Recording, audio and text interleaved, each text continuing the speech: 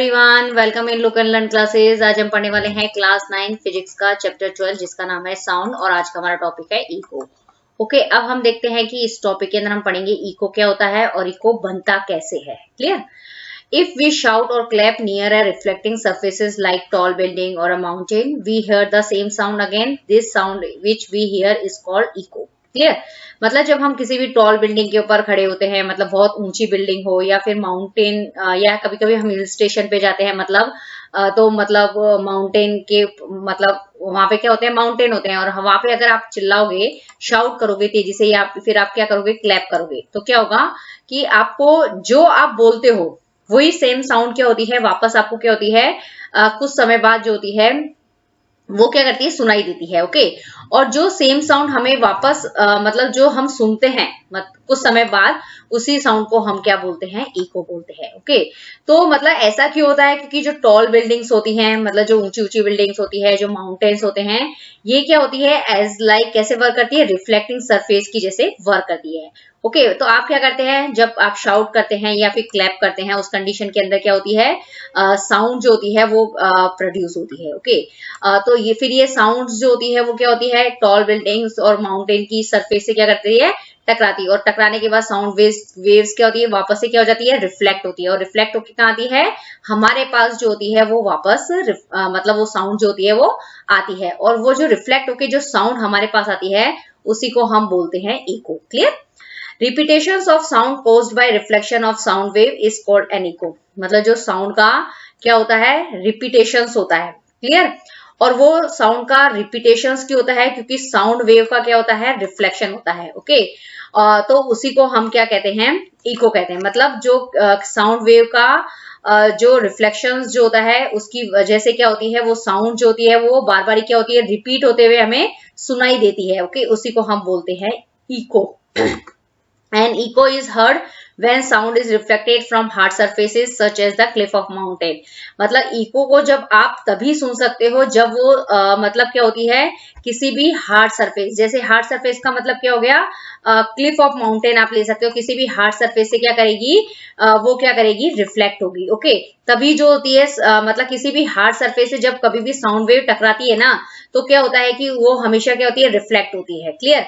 और रिफ्लेक्ट होके क्या होती है वो मतलब हमारी तरफ क्या होती है, वापस वो साउंड वेव्स जो होती है वो ट्रांसमिट होती है, और वही साउंड वेव्स जो हमें सुनाई देती है ट्रांसमिट होके या रिफ्लेक्ट होके, उसी को हम बोल देते हैं इको। ओके, यहाँ पे हार्ड सरफेस ही हम इसलिए लेते हैं क्योंकि हार्ड सरफेस ही क्या करती है, साउंड वेव को रिफ्लेक्ट करने के अंदर क्या होती है, कैपेबल होती है। यदि सॉफ्ट सरफेस होती है तो वहां पे साउंड वेव क्या हो जाती है, एब्जॉर्ब हो जाती है, उस कंडीशन के अंदर इको का फॉर्मेशन नहीं होता है। तो यहाँ ये जो हार्ड सरफेस लिखा है, वो हार्ड सरफेस के रूप में कैसा हो सकता है, माउंटेन का क्लिफ हो सकता है। क्लिफ का मतलब कोई खाई हो सकती है, कोई टॉल बिल्डिंग्स होती है। यदि आप वहां पे क्या करते हैं, तेज चिल्लाते हैं या फिर क्लैप करते हैं, तो वो साउंड जो होती है वो रिफ्लेक्ट होती है, और जो रिफ्लेक्टेड साउंड वेव होती है उसी को हम बोलते हैं इको। यहाँ पे ये जैसे क्या है, ये पिक्चर्स जो है वो क्लिफ ऑफ माउंटेन का दिखाया गया है। तो यहाँ पे क्या है, ये पर्सन खड़ा है और क्या बोल रहा है, हेलो हेलो हेलो। ओके, तो आप देखेंगे कि ये जब बोल रहा है तो ये साउंड वेव्स जो होती है वो नीचे की तरफ जा रही है। ओके, फिर यहाँ से क्या हो रहा है, ये मतलब साउंड वेव्स जो होती है इसका रिफ्लेक्शन हो रहा है, और ये क्या हो रही है, ऊपर की तरफ जो होती है वो वापस जाती है, और यही आवाज जो होता है, इसी रिफ्लेक्टेड साउंड वेव को क्या करता है, ये पर्सन सुनता है, और इसी को हम कहते हैं इको। ओके, अब यही मतलब यही पिक्चर्स है जिसको मैंने आपको क्या समझाया, GIF से समझाया, किस तरीके से साउंड वेव मतलब हेलो वाला जो साउंड वेव जो हो रहा है, मतलब वो क्या हो रहा है, नीचे जा रहा है, और मतलब हार्ड सरफेस से टकरा के वापस में रिफ्लेक्टेड और मतलब रिफ्लेक्ट हो रही है वो साउंड वेव, और वापस उस पर्सन तक पहुंचती है, उसी को हम बोलते हैं इको। ओके, तो इसके अंदर जो रिफ्लेक्शंस जो हो रहा है वो मतलब जो हार्ड सरफेस से जो साउंड वेव टकरा रही है वो एक ही मतलब उसके अंदर डायरेक्शन के अंदर क्या हो रहा है, रिफ्लेक्शन हो रहा है। क्लियर? अब यहाँ पे यही बताया गया है कि जैसे आप कहीं पे भी खड़े हो जाओ, कोई भी टॉल बिल्डिंग के ऊपर आप सपोज खड़े हो जाओ, क्लियर, तो और वहां पे से चिल्लाओ आप हेलो हेलो हेलो, तो ओके, तो कुछ समय बाद क्या होता है कि आपको ये हेलो वाला जो साउंड जो होता है वो वापस जो होता है वो सुनाई देता है, और ये जो रिफ्लेक्टेड साउंड वेव जो होता है जो आपको कुछ समय बाद सुनाई देता है, उसी को हम बोलते हैं इको। क्लियर? अब यहाँ पे ये बताया क्या है कि किस तरीके से साउंड वेव्स जो होती है वो प्रोड्यूस होती है, फिर किसी ऑब्जेक्ट से जब वो टकराती है तो किस तरीके से साउंड वेव्स जो होती है वो वापस क्या होती है, सोर्स तक पहुंचती है। ओके, तो यहाँ पे एक मतलब क्या है, यहाँ पे एक लाउड स्पीकर है, ये क्या कर रहा है, साउंड वेव प्रोड्यूस कर रहा है, साउंड वेव प्रोड्यूस कर रहा है, तो इसको हम बोल सकते हैं सेंडर बोल सकते हैं, क्योंकि साउंड वेव प्रोड्यूस करके क्या कर रही है, साउंड वेव्स जो होती है वो आगे जाके क्या कर रही है, वेव की फॉर्म में इस ऑब्जेक्ट से टकराती है। ओके, ये ऑब्जेक्ट जो है वो एक हार्ड सरफेसेस है। ओके, तो ये जो साउंड वेव्स जो होती है वो वापस इस हार्ड सरफेस वाले ऑब्जेक्ट से टकराता है, और मतलब ये जो साउंड वेव्स जो होती है वो पीछे की तरफ क्या होती है, ट्रांसमिट हो जाती है, मतलब ये रिफ्लेक्शन हो जाता है इन साउंड वेव के अंदर, और ये जो रिफ्लेक्टेड साउंड वेव होती है उसी को हम बोलते हैं इको। क्लियर? यहाँ पे आप इस जीआईएफ से बहुत अच्छे से समझ सकते हैं कि यहाँ पे एक पर्सन खड़ा है और कुछ डिस्टेंस के ऊपर एक ऑब्जेक्ट रखा हुआ है, ये ऑब्जेक्ट कुछ बोल रहा है। ओके, तो आप देखेंगे कि जो जब ये बोलता है तो साउंड वेव जो होती है वो इस ऑब्जेक्ट से टकराती है, और टकराने के बाद में क्या होता है कि इस साउंड वेव में क्या होता है, रिफ्लेक्शन होता है, और वापस यही साउंड वेव जो होती है वो इस पर्सन तक जाती है।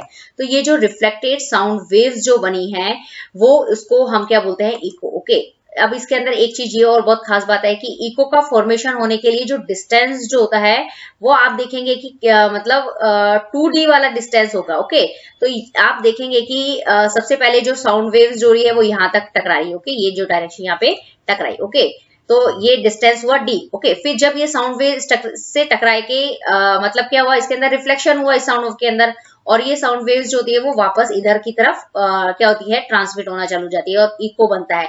तो इको के फॉर्मेशन के लिए जो डिस्टेंस कवर हुआ है वो कितना हुआ है, 2D डिस्टेंस जो होता है वो मतलब उसके अंदर माना जाता है कि इको के फॉर्मेशन के लिए जो मतलब डिस्टेंस होगा वो कितना लेना पड़ेगा, 2D लेना पड़ता है। ओके, मतलब एक टाइम का जो आप डिस्टेंस क्या मानते हैं, D मानते हैं, तो इको के फॉर्मेशन के लिए रिफ्लेक्शन होता है, रिफ्लेक्ट होती है साउंड वेव, तो उसके लिए उतना ही डिस्टेंस उसको कवर करके सोर्स तक पहुंचना होता है। तो एक D और इधर D और प्लस D, तो कितना हो गया, टोटल मिला के 2D हो गया। तो यहाँ पे डिस्टेंस को बताया गया है कि जो रिफ्लेक्शन होता है तो उसके अंदर मतलब सॉरी इको फॉर्मेशन होता है तो उसके अंदर मतलब जो डिस्टेंस जो होता है वो कितना होता है, 2D के बराबर होता है। Clear?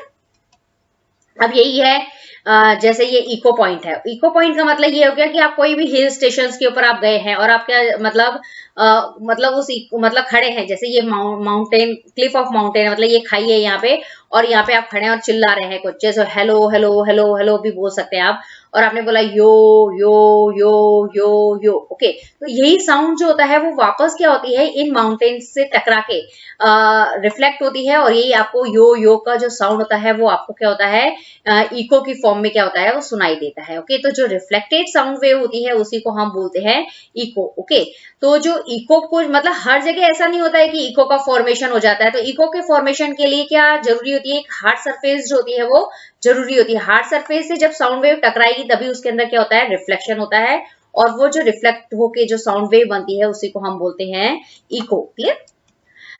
To hear an echo clearly, the time interval between the original sound and reflected one must be at least 0.1 second. This is because the sensation of any sound remains in our ears only for 0.1 second.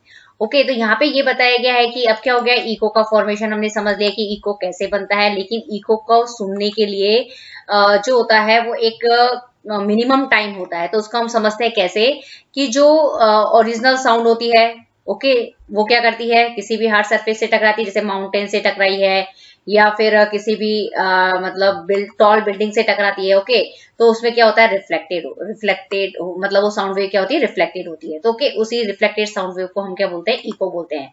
तो मतलब यदि आपको eco को सुनना है तो वो reflected जो ओरिजिनल साउंड होती है और जो रिफ्लेक्टेड साउंड जो होती है उनके बीच में क्या होता है कि एक टाइम होता है, और वो टाइम जो होता है वो कितना होता है, मतलब 0.1 सेकेंड मतलब होता है। ओके, मतलब इको को सुनने के लिए जो मिनिमम जो टाइम इंटरवल होता है ओरिजिनल साउंड और जो रिफ्लेक्टेड साउंड जो होती है जिसको हम इको बोलते हैं, उन दोनों के बीच में जो टाइम इंटरवल होता है वो क्या होता है, 0.1 सेकेंड होता है। ओके, तो मतलब जो इको मतलब जो रिफ्लेक्टेड साउंड वेव जो आप सुनेंगे ना, इको जो सुनेंगे वो आप कब सुनेंगे, 0.1 सेकेंड के बाद में आप सुनेंगे। ओके, क्यों? क्योंकि क्या होता है कि जब भी हम क्या कोई भी साउंड जो होती है वो प्रोड्यूस होती है, तो उसका जो सेंसेशन होता है वो हमारे कानों के अंदर क्या होता है कि वो 0.1 सेकंड तक तो वो रहता है। ओके, मतलब जैसे हम कोई चीज बोलते हैं ना, तो वो चीज जो बोलते हैं वो हमारे ब्रेन के अंदर जो माइंड जो होती है उसका सेंसेशन मतलब 0.1 सेकंड तक तो रहता है। ओके, लेकिन फिर 0.1 सेकंड के बाद में क्या होता है कि वो किसी चीज से मतलब टकरा के फिर वापस क्या होती है, हमारे पास तक पहुंचती है, मतलब इको। ओके, तो दोनों के बीच में जो गैप जो होता है वो कितना होता है, 0.1 सेकंड होता है। क्लियर? तो इस तरीके से हम देखते हैं। अब देखते हम निकालते हैं कि जो साउंड जो होती है, साउंड वेव्स जो होती है वो उसका हमें क्या निकालना है, उसका एयर के अंदर क्या निकालना है, डिस्टेंस निकालना है। क्लियर? तो अब हम देखते हैं कि जो sound covers 344 metre in air in 1 second, thus in 0.1 second sound would cover a distance of 344 meter into 0.1 equal to 34.4 meter। Okay, इसको हम पूरा कैलकुलेशन से समझ लेते हैं। क्लियर?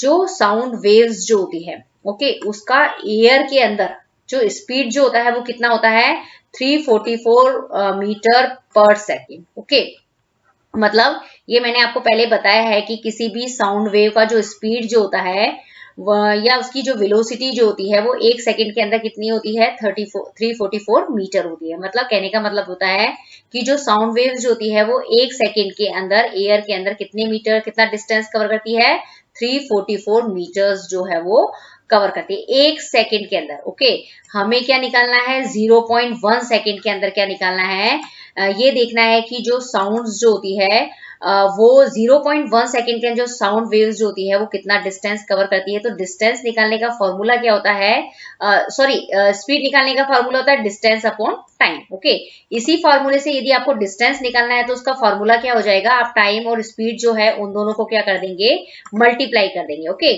तो मल्टीप्लाई कर देंगे तो आपका क्या निकल जाएगा, डिस्टेंस निकल जाएगा। और डिस्टेंस निकालने के लिए आपको क्या चाहिए, मतलब स्पीड चाहिए एयर की और उसका टाइम चाहिए। ओके, तो स्पीड तो हमें पता है कि 344 मीटर होती है। क्लियर? और टाइम कितना है, हमें कितने टाइम के अंदर निकालनी है, 0.1 सेकंड के अंदर उसकी साउंड वेव की स्पीड निकालनी। मतलब तो जो इसका जो डिस्टेंस, जब आप इन दोनों को कैलकुलेट करेंगे 344 मीटर इंटू 0.1 मीटर को कैलकुलेट करेंगे तो इसका आंसर कितना आएगा, 34.4 मीटर जो है इसका आंसर आएगा। तो कहने का मतलब ये है कि मतलब कोई भी साउंड वेव्स जो होती है वो 0.1 सेकंड के अंदर कितना डिस्टेंस कवर करती है, 34.4 मीटर्स जो है वो कवर करती है। क्लियर? तो मतलब इको का फॉर्मेशन करना है, मतलब इको बनता है तो कोई भी जो साउंड वेव्स जो होती है उसको कितना डिस्टेंस कवर करना पड़ता है, 34.4 मीटर्स जो है वो डिस्टेंस कवर करना पड़ता है। क्लियर?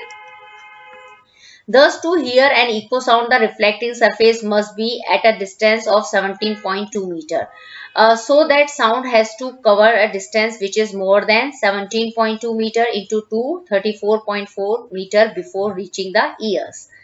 अभी हमने क्या पढ़ा है कि इको को आप मतलब इको को आपको सुनना है तो उसके लिए टाइम जो होता है वो कितना होना चाहिए, 0.1 सेकेंड। लेकिन यदि हमें इको को सुनना है तो उसके लिए जो रिफ्लेक्टिंग सरफेस जो होती है उसका डिस्टेंस जो है वो कितना होना चाहिए, 17.2 मीटर पे होना चाहिए। ओके, यदि हम यहाँ पे खड़े हैं और यहाँ पे माउंटेन है तो इन दोनों के जो बीच का जो डिस्टेंस है वो कितना होना चाहिए, 17.2 मीटर होगा। ओके, क्योंकि क्या होता है कि मतलब हम बोल रहे हैं कि इको के फॉर्मेशन के लिए कितना डिस्टेंस चाहिए होता है हमें, 34.4 मीटर। ओके, तो इको को बनाने के लिए हमें डिस्टेंस मतलब कितना डिस्टेंस चाहिए, 2d डिस्टेंस चाहिए। ओके, 2d डिस्टेंस जो है वो हमें चाहिए। क्लियर? तो हमें ये पता है कि यदि ऑब्जेक्ट जो है मतलब 34.4 का आधा कितना होता है, 17.2 होता है। ओके, तो जो मतलब इको के फॉर्मेशन के लिए कोई भी ऑब्जेक्ट जो होता है वो उसका डिस्टेंस जो होता है वो कितना होना चाहिए, 17.2 मीटर होना चाहिए। ओके, क्योंकि इको के फॉर्मेशन के लिए जो टोटल डिस्टेंस जो है वो कितना है, 34.4। ओके, इको के लिए जो इको के फॉर्मेशन के लिए जो डिस्टेंस जो होता है वो कितना होता है, 2d होता है। क्लियर? ये 1d और फिर वापस ये रिफ्लेक्ट होके क्या हो जाएगी, मतलब इको फॉर्म करेगी। ओके, तो ये 17.2 इतना डिस्टेंस ये 17.2, और फिर वापस ये जब बैक में जाएगी तो ये भी 17.2, तो 17.2 प्लस 17.2 कितना होता है, 34.4 होता है। तो मतलब ऑब्जेक्ट जो है वो कुल जो रिफ्लेक्टिंग सरफेस जो होगी उसका डिस्टेंस कितना होना चाहिए, 17.2 होना चाहिए। क्लियर। तो यहाँ पे ये बताया गया है, दो मेन बहुत चीजें हैं। एक तो टाइम, इको को आपको सुनना है तो उसके लिए टाइम चाहिए 0.1 सेकेंड, और जो रिफ्लेक्टिंग सरफेस का जो डिस्टेंस होना चाहिए वो कितना होता है, 17.2 होता है। Clear. So it reflecting surface is at a distance of more than 17.2 meter, the sound which reached to our brain after 0.1 second and we would be able to hear the echo of sound। तो यहाँ पे ये बताया गया है कि यदि कोई ऑब्जेक्ट जो है, यदि कोई रिफ्लेक्टिंग सरफेस जो है, ओके, उसका जो डिस्टेंस जो है यदि 17.2 से ज्यादा है, ओके, मतलब हम यहाँ पे खड़े हैं, माउंटेन यहाँ पे है, ओके, तो इनका जो डिस्टेंस जो है वो कितना है, 17.2 से ज्यादा है, ओके। तो अगर 17.2 से ज्यादा है तो जो इको हमारे पास पहुंचेगा तो उसमें जो लगने वाला जो टाइम होगा उस कंडीशन के अंदर क्या हो जाएगा, वो जो टाइम जो होगा वो 0.1 सेकेंड से क्या हो जाएगा, ज्यादा हो जाएगा थोड़ा सा, ओके। तो यदि 17.2 डिस्टेंस के ऊपर कोई रिफ्लेक्टिंग सरफेस है तो इको के मतलब इको को पहुंचने के अंदर कितना टाइम चाहिए होता है, 0.1 सेकेंड। लेकिन यदि आप रिफ्लेक्टिंग सरफेस का डिस्टेंस बढ़ाएंगे, इसके अंदर क्या समझाया गया है कि रिफ्लेक्टिंग सरफेस का यदि आप डिस्टेंस बढ़ा देते हैं ना, तो जो इको का जो पहुंचने का जो टाइम होता है, ओके, तो वो भी क्या हो जाता है, इंक्रीज हो जाता है, ओके। तो उस इको को सुनने के लिए हमें क्या लगता है, थोड़ा we would be able to hear the echo of sound, मतलब हमें क्या लगेगा, यदि कोई रिफ्लेक्टिंग सरफेस जो है ज्यादा दूरी पे है तो हमें जो टाइम लगेगा इको को सुनने की, जो इको का जो साउंड सुनने का जो टाइम होगा वो क्या हो जाएगा, हमें 0.1 सेकेंड के बाद ही हम उस साउंड को क्या करेंगे, सुन पाएंगे। क्लियर। तो यहाँ पे ये बताया गया है कि इसके अंदर, इस पूरी स्लाइड में ये बताया गया है कि जो रिफ्लेक्टिंग सरफेस है, जो माउंटेन है, कोई भी रिफ्लेक्टिंग सरफेस ऐसे माउंटेन हो सकती है, टॉल बिल्डिंग हो सकती है, तो उसका डिस्टेंस अगर 17.2 है तो जो इको जो बनेगा उसका जो इको जो फॉर्म होगा, जो इको हमें सुनाई देगा उसमें कितना टाइम लगेगा, 0.1 सेकेंड। लेकिन हमने क्या कर दिया है, 17.2 से रिफ्लेक्टिंग सरफेस का जो डिस्टेंस जो है यदि 17.2 से ज्यादा है, मतलब माउंटेन या कोई टॉल बिल्डिंग हमसे बहुत ज्यादा दूर है, तो जो इको बनेगा, उसको इको हम तक पहुंचेगा तो उसके अंदर जो टाइम जो लगेगा वो 0.1 सेकेंड से क्या हो जाएगा, ज्यादा लगेगा। क्लियर। तो इसमें यही बताया गया है कि जो इको जो होता है, इस पिक्चर्स के अंदर हमें ये समझाया गया है कि जो इको का जो फॉर्मेशन होता है, तो जो ऑब्जेक्ट जो होता है वो उसका डिस्टेंस जो होता है वो कितना होना चाहिए, वो इसके अंदर हमें ये समझाया गया है।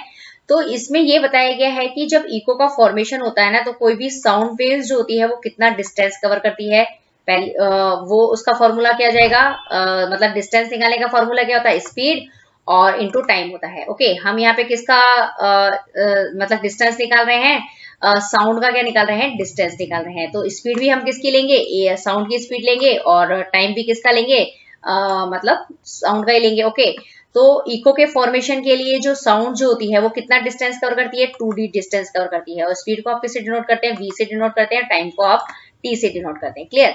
तो ये जो 2d डिस्टेंस जो है वो आपको समझ में आया कैसे हुआ, जैसे इको बनता है तो पहले डिस्टेंस मतलब साउंड जो वेव जो होती है वो सरफेस से टकराती है, और फिर वापस क्या होती है, वो रिफ्लेक्ट होती है, तभी क्या होता है, इको फॉर्म होता है, ओके। तो कितना डिस्टेंस कवर हुआ, एक बार जाने के अंदर d डिस्टेंस और वापस रिफ्लेक्ट होने के अंदर d डिस्टेंस, तो टोटल डिस्टेंस कितना हो गया, 2d हो गया, ओके। तो इस तरीके से ये हमने मतलब आपको समझ में आ गया होगा कि 2d कैसे है यहाँ पे, ओके।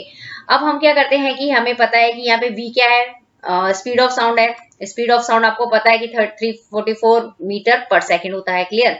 और वो भी कितने पे होता है, 20 डिग्री सेल्सियस के ऊपर होता है। इतने टेम्परेचर के ऊपर जो एयर का जो स्पीड जो होता है वो क्या होता है, इतना होता है। जैसे जैसे आप टेम्परेचर इंक्रीज करेंगे ना, तो एयर का स्पीड जो होता है वो बढ़ता जाता है, क्योंकि जो स्पीड जो होती है वो टेम्परेचर के क्या होती है, डायरेक्टली प्रोपोर्शनल वो होती है। क्लियर।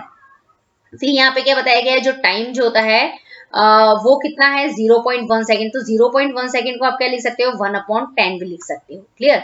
तो यहाँ पे ये हो गया, मतलब यहाँ पे हमें क्या मिल गई, v की वैल्यू मिल गई और t की वैल्यू मिल गई। तो v की वैल्यू मतलब हम क्या करेंगे, ये v की वैल्यू और t की वैल्यू जो है वो हम क्या कर देंगे, इस वाली इक्वेशन के अंदर क्या कर देंगे, पुट कर देंगे। तो 2d इक्वल टू 344 मीटर पर सेकेंड इंटू 1/10।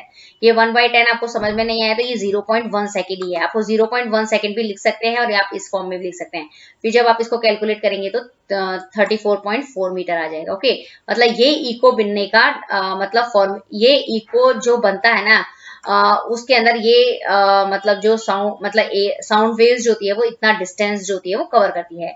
लेकिन हमें ये नहीं निकालना है, हमें क्या निकालना है, हमें तो मतलब जो रिफ्लेक्टिंग सरफेस जो होते हैं उसका मतलब सोर्स से जो सोर्स के बीच का जो डिस्टेंस है वो हमें फाइंड आउट करना है। ओके, मतलब हमें कुल मिला के डी निकालना है। तो ये है हमारे पास 2d की वैल्यू। ओके, और अगर आपको d की वैल्यू निकालनी है तो आप 2 से क्या कर देंगे, इस 34.4 को डिवाइड कर देंगे तो कितना आ जाएगा, 17.2 आ जाएगा। तो मतलब ये हो गया कि जो सोर्स होता है जिससे साउंड निकल रही है और जो रिफ्लेक्टिंग सरफेस है उनके बीच का क्या आ गया है, ये डिस्टेंस आ गया। और वो डिस्टेंस कितना होता है, 17.2 होता है। लेकिन इको फॉर्मेशन के लिए जो डिस्टेंस होता है वो कितना होता है, 34.4 मीटर का डिस्टेंस साउंड वेव को कवर करना पड़ता है। क्लियर, तो यहाँ पे ये बताया गया है। फिर यहाँ पे ये मतलब यही चीज बताई गई है कि मतलब जो कोई भी मतलब जो साउंड का जो सोर्स होता है और कोई भी रिफ्लेक्टिंग सरफेस जो होती है उनका जो बीच का जो डिस्टेंस होता है वो कितना होता है, 17.2 मीटर होता है। क्लियर, ये कोई मतलब ये मैंने आपको यहाँ पे एक्सप्लेन कर दिया। क्लियर, और यहाँ पे ये बताया गया है कि जो टेम्परेचर मतलब जैसे जैसे एयर का जो टेम्परेचर जो होता है उसके अंदर वेरिएशंस आते हैं, तो जो डिस्टेंस जो होती है उसके अंदर भी क्या आते हैं, वेरिएशंस आते जाते हैं। ओके, क्यों आते हैं, क्योंकि जैसे जैसे टेम्परेचर बढ़ता है वैसे वैसे एयर का जो स्पीड होता है उसके अंदर क्या आते हैं, वो बदलती रहती है। तो अगर स्पीड बदलेगी तो नेचुरल डिस्टेंस भी बदलेगा ही इस जीआईएफ में ये बताया गया है कि ये क्या है, पर्सन है जो क्या कर रहा है, साउंड जो है वो प्रोड्यूस कर रहा है। ये क्या है, रिफ्लेक्टिंग सरफेस है। ओके, इन दोनों के बीच का जो डिस्टेंस जो है वो मतलब और रिफ्लेक्टिंग जो साउंड वेव्स जो होती है उनके बीच का जो डिस्टेंस जो होता है वो कितना है, 91.8 है। ओके,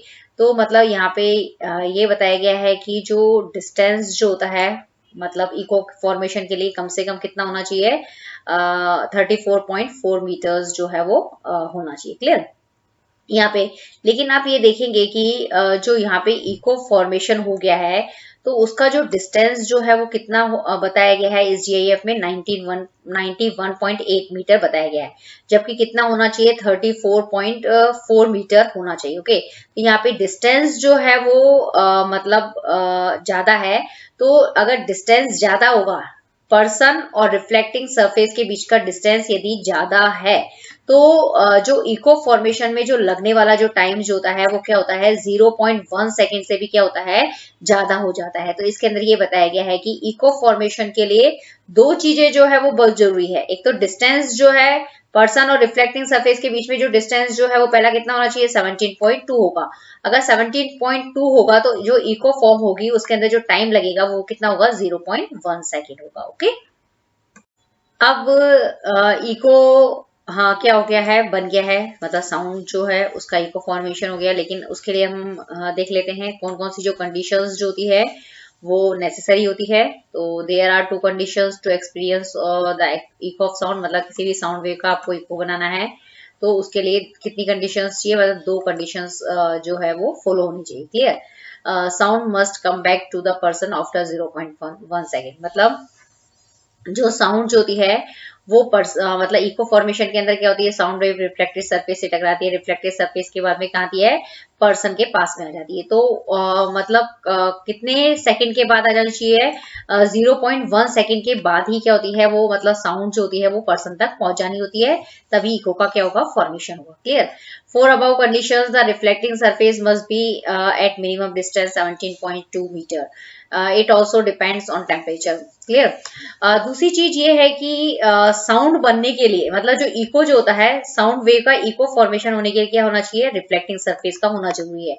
और वो रिफ्लेक्टिंग सरफेस का साउंड सोर्स के दोनों के बीच में जो डिस्टेंस जो है वो कितना होना चाहिए, 17.2 मीटर पे होना चाहिए। ओके, तो कौन कौन सी 2 बातें जरूरी है इको फॉर्मेशन के लिए, एक तो जो रिफ्लेक्टेड मतलब जो साउंड जो होती है वो पर्सन के पास में कितने सेकंड बाद आनी चाहिए, 0.1 सेकंड पे होनी चाहिए। और जो रिफ्लेक्टिंग सरफेस है, मतलब रिफ्लेक्टिंग सरफेस का मतलब ये है जो माउंटेन है या टॉल बिल्डिंग्स जो होती है वो मतलब जो साउंड का जो सोर्स होता है उससे उनके बीच में जो डिस्टेंस होता है वो कितना होना चाहिए, 17.2 मीटर होना चाहिए। ओके, और it also depends on temperature. और यहाँ पे ये बताया गया है कि मतलब जो इको मतलब ये जो मतलब जो 17.2 मीटर्स जो है, ये जो डिस्टेंस जो है वो किसके ऊपर डिपेंड करता है, टेम्परेचर के ऊपर डिपेंड करता है। क्योंकि जो एयर का जो टेम्परेचर जो होता है वो हर प्लेस का क्या होता है, अलग अलग होता है।